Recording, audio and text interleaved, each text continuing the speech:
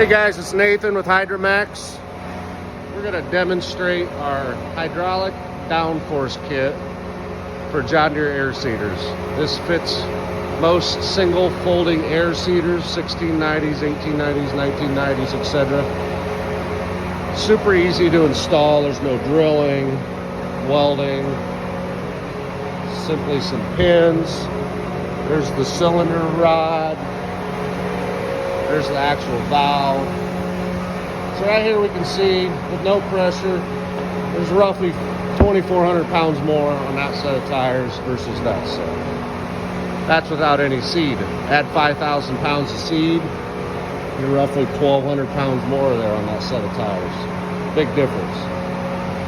So what we're gonna do, I've got the remote locked in on the tractor. We're gonna walk over here to our valve, start adjusting it up. Last year I ran about 750. I found it did a really nice job.